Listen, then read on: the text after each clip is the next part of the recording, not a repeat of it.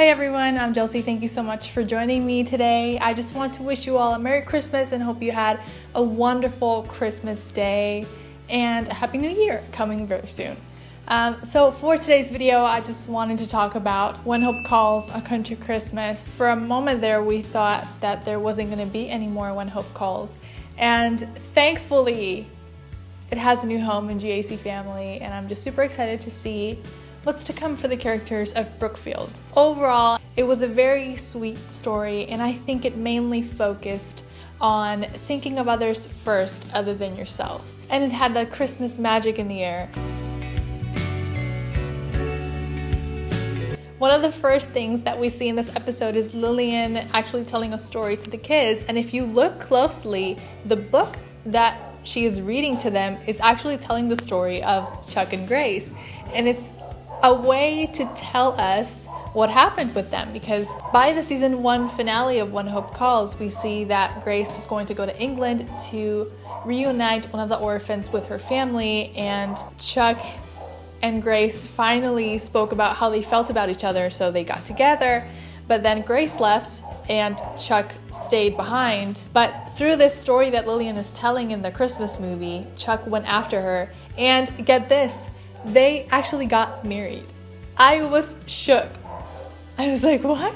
They did? Chuck and Grace are in England right now. They're living there, and that means that they're not going to be in the Christmas movie, and they are not going to be in season 2. So, of course, I am bummed because I loved Chuck and Grace. I love them individually as characters, and also I loved seeing them together, but it's totally understandable because when season 1 of When Hope Calls finished, there was a long period of time where we didn't know if When Hope Calls was coming back, so the actors didn't know, and the actors had to work, so they were actually in other projects. So it's understandable, but I'm going to miss seeing Chuck and Grace so much. Hopefully we'll get to see them in the future. I really hope so. If there are more seasons of When Hope Calls in the future, I would love to see them again. The kids were so sweet and adorable. I think that, like When Calls a Heart, When Hope Calls managed to get some pretty amazing kids because the kids play a huge part of the show. We see that Abigail comes back, which is so exciting, and I'll talk about this more later on, but she arrives with Cody, who is so grown since we last saw him. Like, it's crazy. He's taller than Abigail. He's like really tall. Abigail and Cody arrive with a little boy called Roy, and he's gonna be living with Lillian now at the orphanage, and he has had a really rough time, and he constantly, tries to run away during the episode, and being there reminds him to have hope and to wish for things, and that all of them are there, to help him. I think that there was growth with Ronnie in this episode. At the beginning, he is he wants this car, and that's the only thing that he's thinking about. At one point in this episode, he plays Santa for the day, and he's not very keen on it, but it's actually a lesson for him because the orphans from Lillian's orphanage, they actually ask Santa to give Roy a pony. So all of them get together and ask for the same thing. So Ronnie is just blown away that these kids who have gone through so much, they just wanted something for another person, not for them. He takes it upon himself to make that wish come true, and also the other kids' wishes come true, what they wanted for Christmas. Tess in this Christmas movie, in this episode, is having a hard time. She is acting kind of crabby and taking it all out on her employees and not giving them some free time during Christmas. And she's not having it, and she's just constantly remembering, wonderful times that she had with Chuck, and it just makes her feel sad that he is not going to be there for Christmas with her. And then at the end, she gives time off to her employees, and she realizes, that what she was thinking was wrong, And even though she still misses her son, which by the end she receives a telegram from him, and then she's like, okay, this is just what I needed. At one point, Maggie was, tempted to leave Brookfield because she used to write for magazines, and she made a living out of that before she came to Brookfield. So she was tempted to leave and do that, but then she didn't, which is really cool because I love Nurse Maggie and what she brings to Brookfield. Also, Sam and Maggie, that's interesting.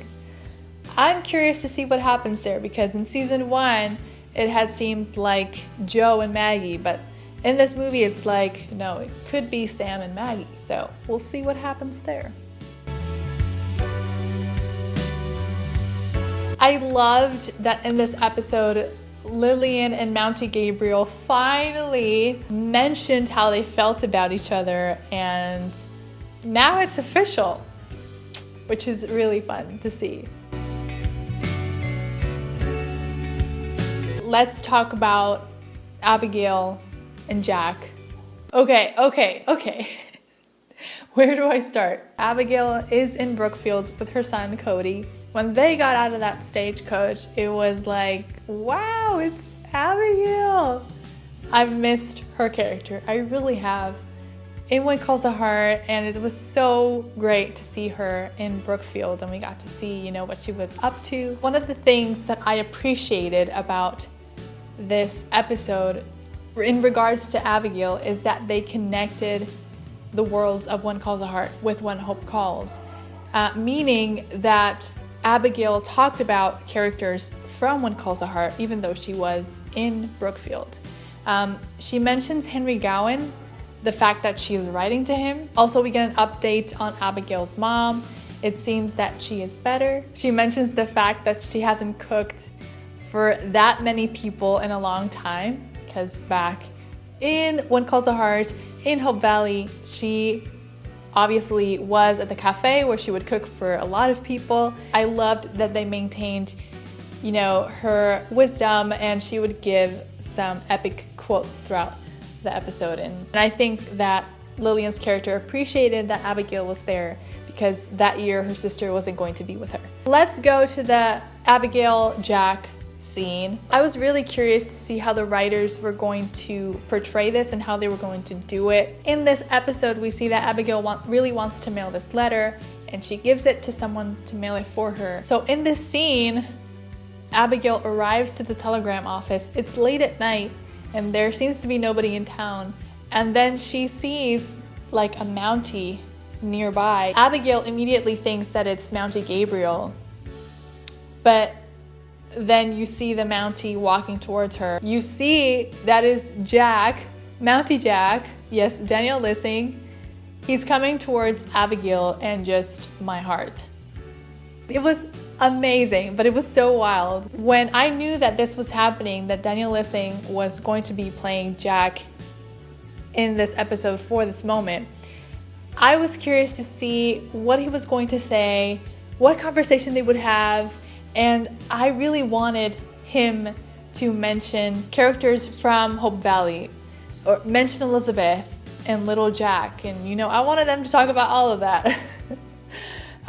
So I was really intrigued. Lo and behold, he mentions that he is so proud of Elizabeth, that she is moving on, and that he's also so proud of little Jack. And I'm like, oh my God. He just wanted Abigail to tell Elizabeth that. Then he mentions how he knows that in that town a Mountie loves a good woman. And I love that Abigail throws it back to season 1 where she says bears and deers, because she actually talked to him about that in season 1 of When Calls a Heart. I loved their faces.